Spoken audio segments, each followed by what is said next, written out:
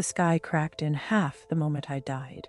My name is Amanda Lee, and what I'm about to tell you is not a dream, not a vision, and definitely not something I ever asked for. On April 14th, 2025, a lightning bolt struck me right in the middle of a flower market. It stopped my heart instantly. I was declared clinically dead for 6 minutes. But in those minutes, I saw Jesus Christ, and he showed me 4 events that are about to shake the world in May 2025. I didn't want to come back, but he told me, Amanda, they must be warned. I remember the smell of rain before it even started. It had been one of those bright, warm mornings where the sun made everything look alive, too alive. I couldn't explain it, but something in my spirit felt like it was holding its breath. I had just stepped out of my apartment with my reusable bag and some extra cash. Saturdays were flower market days. I always went to pick up pies and talk to Rosa, the sweet older woman who sold lavender soap from her little wooden stand. I didn't know that morning would be the last normal breath I'd ever take. People think death gives you a warning, that there's a buildup, but it doesn't. Death sometimes comes disguised as a routine errand. At 10:23 a.m., everything changed. I was walking through the market, humming a song from church under my breath when I felt it. Not fear, not pain, but a static charge. The kind you feel right before a thunderstorm breaks. The clouds above the city were moving in strange patterns, too fast, swirling, almost like they were alive. And then it happened. A flash of white light, a roar louder than anything I'd ever heard, and then black. I didn't even feel myself hit the pavement. There were no paramedics yet, no voices yelling, just gone. But here's the strange part. I was still aware. My soul wasn't ripped out. It was released. And what came next?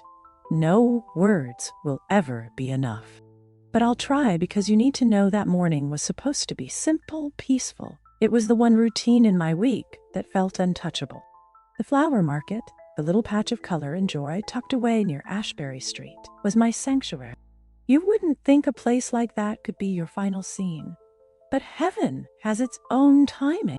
I remember walking past the honey stall and waving at the teenage boy who always offered free samples. I remember adjusting the strap on my shoulder bag, feeling my phone buzz in my back pocket. I ignored it. My mom was probably texting again about church plans. Hey, Amanda, Rosa called. I smiled and walked over. You're early today, I said. That's when the wind shifted, not the kind you expect before a spring storm. This was sharp, intentional. It was as if the air itself became aware of me. The hairs on my arms stood up. You okay? Rosa asked. I think a storm's coming, I replied. But even as I said it, the clouds above us turned strange. They weren't gray. They were silver, metallic, spinning in a way clouds shouldn't spin. That's when I saw the light. Not natural light, not sunlight, something holy. I had no time to react. The lightning came down in a single focused bolt, like it had chosen me. There were dozens of people nearby, but it hit me. A scream, a flash, then nothing. But death didn't feel like an ending. It felt like a beginning. As my body crumpled to the ground, I was already leaving it. It was like watching someone else fall.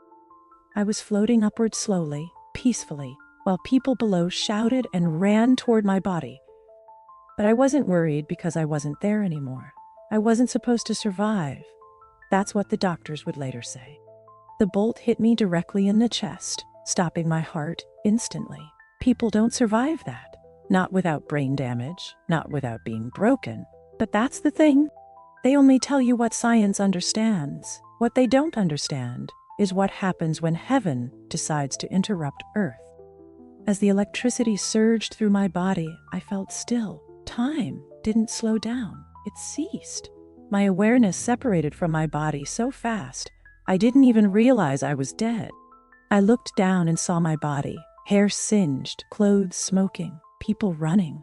But I felt no pain, no fear, just silence. And then the sky split open above me. A tunnel, but not dark, not closed. A living corridor of light. It spun like galaxies woven together. I was being pulled upward, not forced, invited. The current around me wasn't wind or gravity. It was love. Love in motion. I heard voices, not human ones. Not in English, not in any language I've ever spoken, but I understood them. Every note was full of joy, every syllable wrapped in peace. As I passed through the tunnel, flashes began to surround me.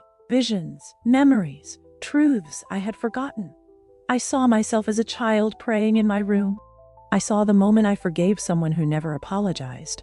I saw my tears, my worship, my loneliness, all collected like sacred treasure.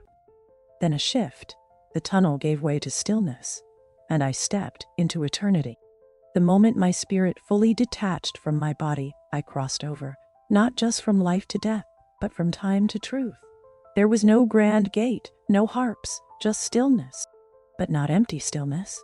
It was alive like the air itself was watching me, waiting.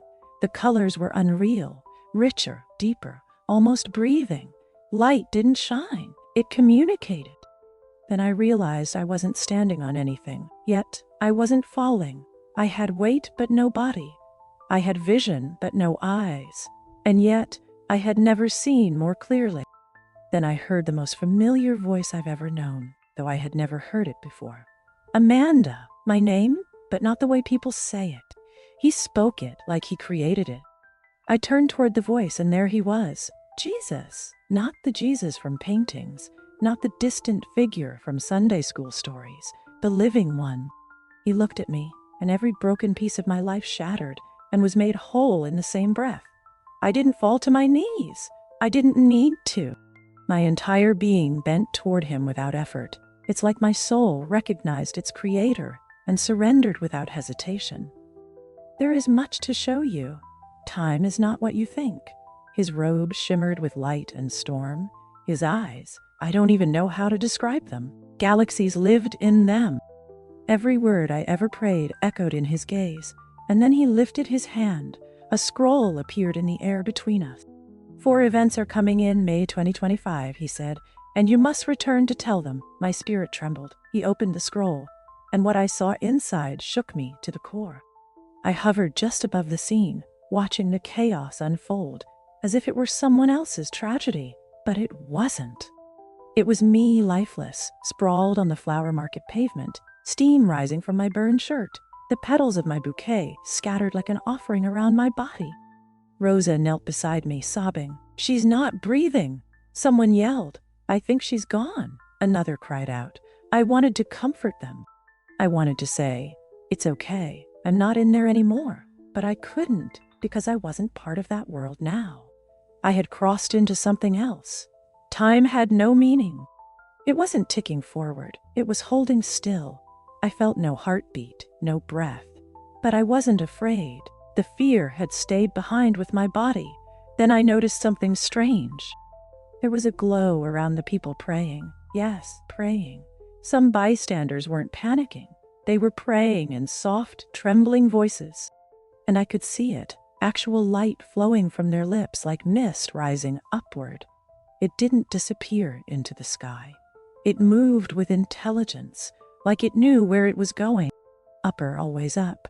It passed me, and I felt it, warmth, as if those prayers were giving me strength, even beyond death. A figure in white stood near my body, arms crossed calmly, watching me. He wasn't in a rush. He wasn't worried. Amanda, he said without speaking aloud. You've seen enough of this part. It's time to move forward. I didn't walk toward him. I simply arrived beside him. He turned, and with one final glance at the broken shell that was once me, I followed. The figure beside me didn't speak again, but the moment I stepped past him, the space shifted completely. No more flower market, no more earth, just light, moving light. But this tunnel wasn't like the ones people describe in near-death stories.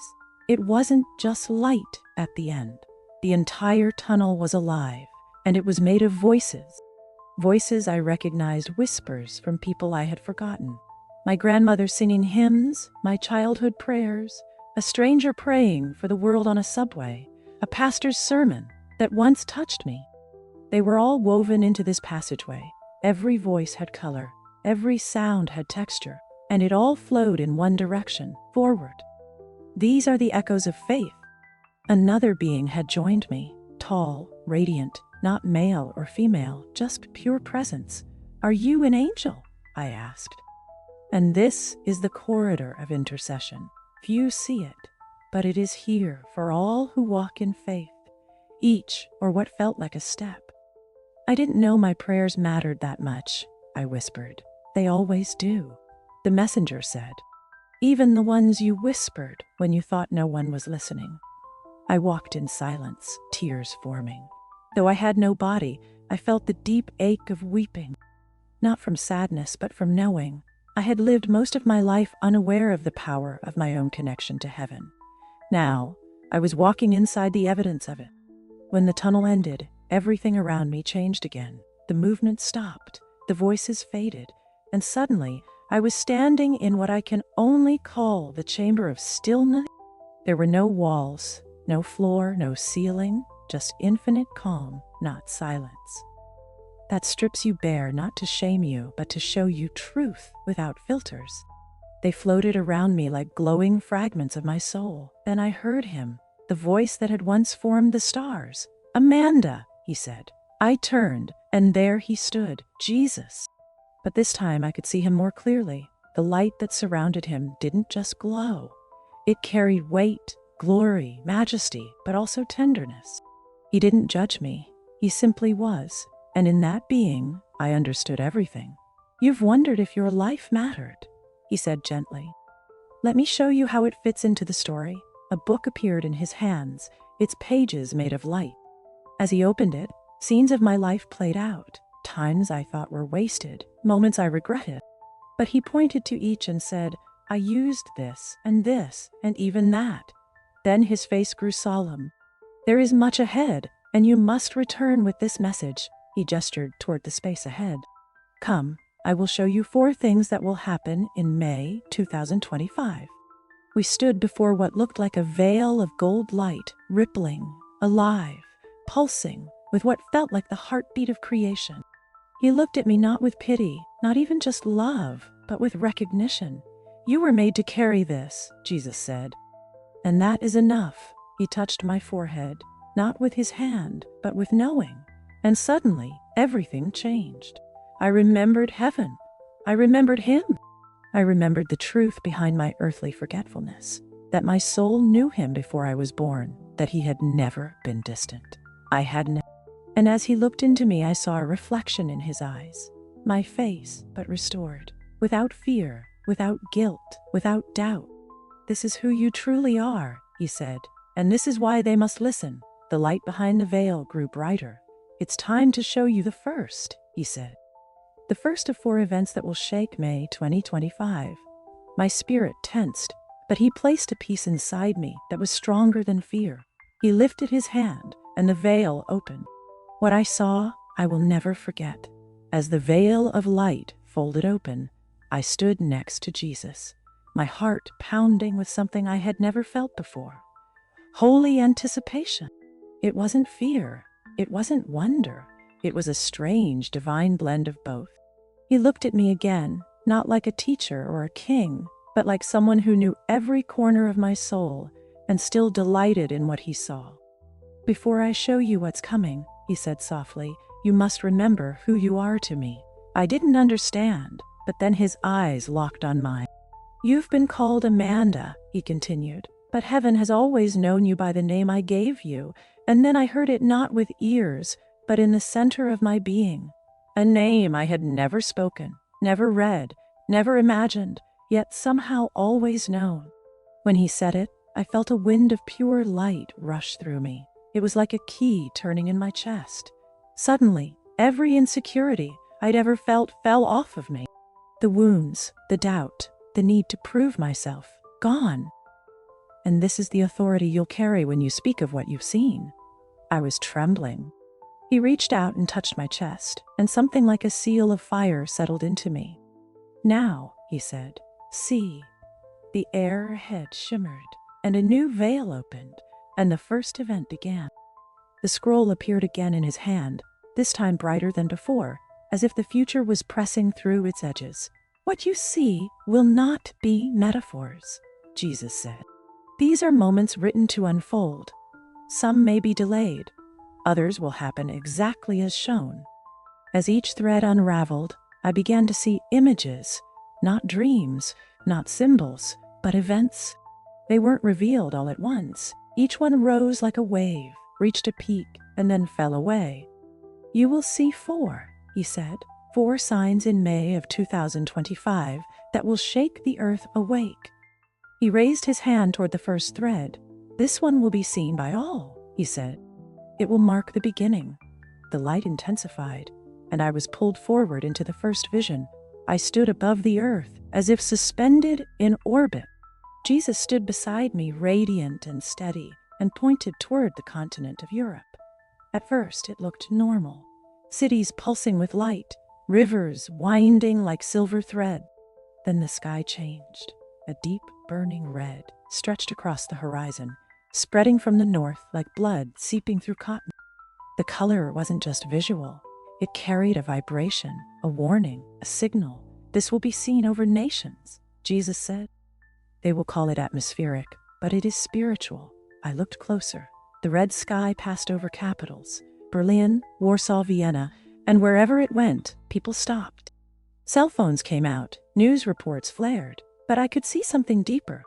Fear, not because of war or politics, but because the soul of man could feel that this wasn't natural. Children cried in their sleep. Animals went silent. Old people clutched their chests and whispered prayers they hadn't said in decades. Then I saw governments scrambling. "They will try to explain it," Jesus said, "but they cannot stop it, because it is not coming from them." A voice in the spirit whispered, "It is the first shaking of the sky." And then I saw something stranger. They stood in small groups, not on stages, not in cathedrals, but in fields, homes, and mountaintops. They held hands and prayed with eyes lifted to the red sky. And I saw it, light descending upon them, revelation, activation. "This is the sign to my remnant sheep," Jesus said. "When the skies bleed, lift your heads, your work begins." And just like that, the vision faded. The next vision pulled me downward, fast. I landed somehow in a city built on water, Venice. I knew it immediately. The canals, the bridges, the romance woven into its stones. But now it was shaking. I heard sirens and screams, not of war, but of collapse. Buildings leaned. Water rushed into places it wasn't meant to. "This is the second event," Jesus said beside me. "The earth will groan under corruption. Foundations will give way." I saw tourists trying to escape, and residents wading through waist-deep water in churches, museums, and homes. The water was rising fast. People cried, not just in fear, but in shock, like they couldn't believe this was really happening. Underneath the city, I saw something like a spiritual fracture, a tear. From that tear, darkness had been pouring out for decades, hidden, quiet, but now exposed. What was built without righteousness will crumble in a day, Jesus said. And this is only the beginning. But again, I saw hope. A single chapel. Inside, a woman wept over an open Bible, and from her, light poured outward, stopping the water from claiming more. One heart in alignment with heaven can interrupt disaster. Jesus said, "That is the power I've placed within my people." And then the vision dissolved. I fell to my knees, shaking. "2 more remain," he said gently. "But I needed you to see. Even in collapse, I am near." The moment the vision shifted again, I felt something cold brush across my spirit. This one felt different. Jesus stood beside me, his eyes focused and full of sorrow. "What you are about to see," he said, "has already begun, but in May 2025 it will be revealed." A figure rose in the center of the scene, bright, radiant, beautiful. More beautiful than anything I'd ever seen. He looked like an angel. He wore golden robes, had a soft smile, and a voice like silk over thunder. People flocked to him. Thousands at first, then millions. They raised their hands, they fell to their knees, and I heard it. "He has the answers," they whispered. "He sees us." He didn't speak of sin, he spoke of power. He didn't bring fire. He brought agreement, and I could feel it in my soul. Something was off. It was too perfect, too clean, too easy. Jesus spoke with quiet authority. This is the false light, the mimic, the one who comes to unify, but not under my name. I saw him enter churches. I saw him praised on screens and stages. I saw leaders, even spiritual ones, bend their knees and say, "This is what we've been waiting for." And I saw truth shrink in their mouths. Then the image shifted behind the false angel. I saw serpents of light hiding behind his glory. They slithered through his words, twisting, charming, hypnotizing. But what shocked me most, people I knew, people I loved. Believers who once stood for truth were now standing in silence, not recognizing the deception because it didn't look like evil. It looked like help. This is why discernment must return to my people, Jesus said. Not all that glows is from heaven, and yet not everyone bowed. Scattered around the world I saw a remnant, small groups, tiny homes, young people, old warriors, unknown names, hidden hearts. They refused the glow. They clung to truth like a sword, and heaven covered them in a fire that no lie could touch.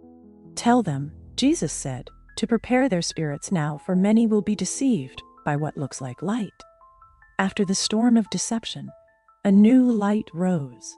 It came not from above, but from within, from the hidden places of the earth, the huts, the broken down churches, the prison cells, the dirt floors, the knees in secret rooms.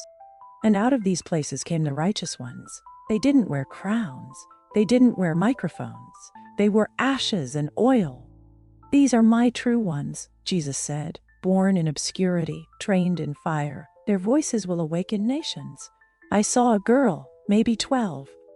She had no shoes, but she had power in her voice that split through the air like thunder. I saw an old man in a war zone, whispering scripture as bombs fell around him, with angels descending to shield his words like living shields. I saw mothers who had lost everything, worshiping in broken voices that made heaven's armies stop and listen. These were the small, but they were burning, and that fire began to spread. They didn't need stages. They didn't need permission. They just needed Jesus, and he was in them like a roaring river. In May 2025, he said, "This movement will break forth, quiet at first, but irreversible." I saw them speak in tongues they had never learned. I saw glory rest on their backs like mantles passed from heaven itself. Then he looked at me. They are watching, they are listening, and some of them will hear this message. Speak with fire, speak with urgency, worthy of what I had seen. And yet, he had chosen me anyway. I wanted to stay. I wanted to stay in that light with him, watching the rising remnant and the fall of false light. But Jesus turned to me, and I already knew what was coming. "Amanda," he said, "this vision was not for you alone. You are hearing this now because it must be spoken before the shaking begins." I fell to my knees. "But who will believe me?" I asked. "I'm just me." He knelt beside me, the King of all, and looked into my eyes. "You carry my breath. That is enough." He placed his hand over my heart. "You will remember in pieces, but I will bring the pieces when it is time." Then I saw a final image, a sea of people watching a video, listening, crying, writing, changing, not because of me, but because of him. They will feel the urgency, he said. And those who carry me will recognize what is true. The light began to surround me again. The scroll closed and the veil shut. My spirit cried out, "Don't let me forget." "You won't," he whispered, "because this message is written into your breath." Then everything exploded in color and I was falling fast back toward Earth. I didn't want to come back. Every part of me resisted it. After seeing him, after hearing the voice that once called stars into being, how could I return to the world that had felt so heavy, so blind, so loud? But it wasn't my choice. The light around me pulsed again, no longer expanding, but tightening. I was being pulled downward, through dimensions, through memories, through noise. "It is not time to stay," Jesus said gently, "but it is time to speak." His final words rang in my soul, like thunder wrapped in love. I fell fast.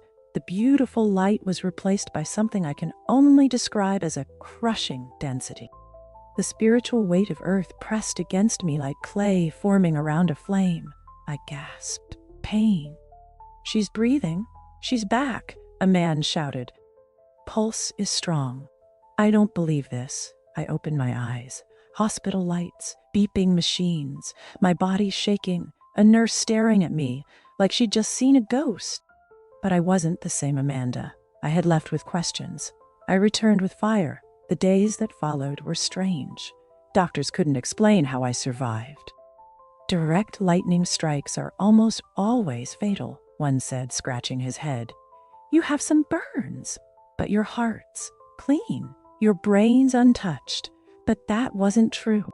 My mind was forever changed. I began remembering the scroll, the red sky, the sinking city, the angel of light, the fire and the faithful, and his voice. I couldn't sleep.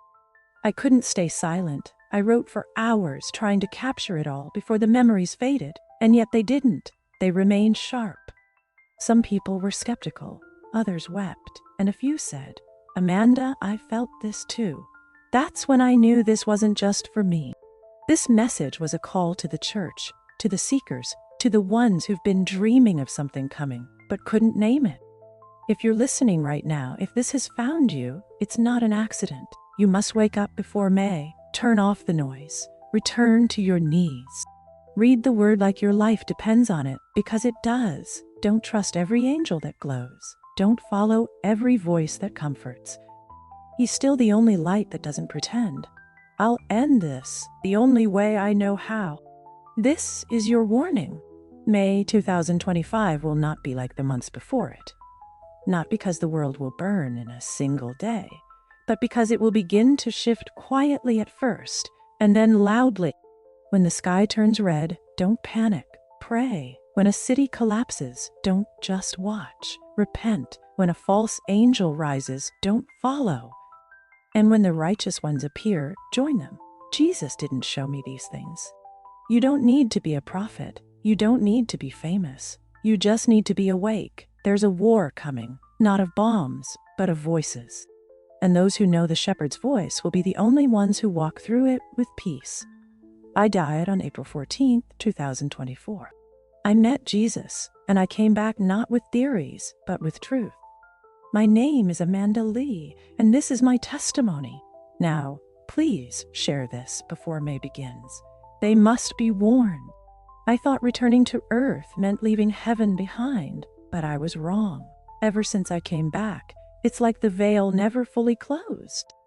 My body healed, but my sight didn't go back to normal.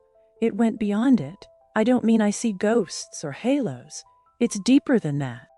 It's like I can feel the invisible, the air around people.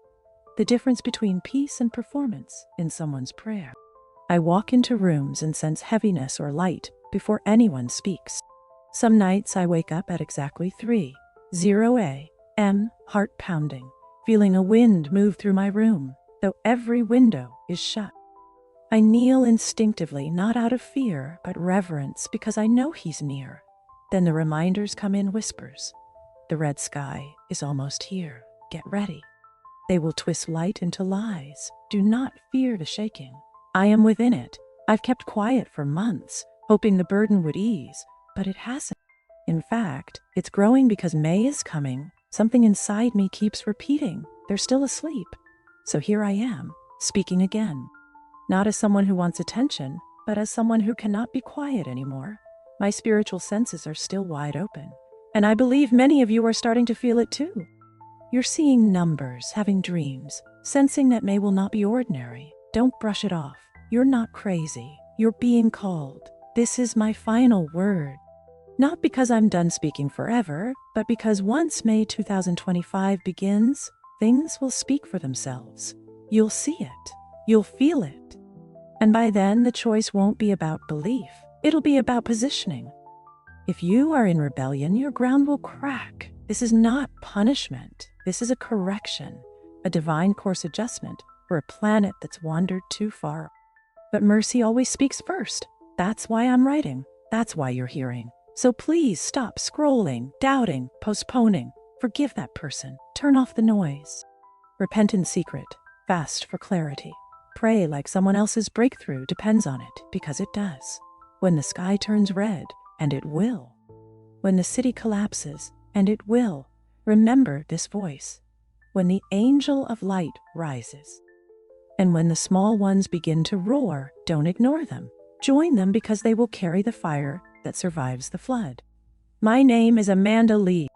Jesus sent me back with one mission: prepare the few who will awaken the many. This is your final warning, not to fear, but to align. Because once May begins, everything changes.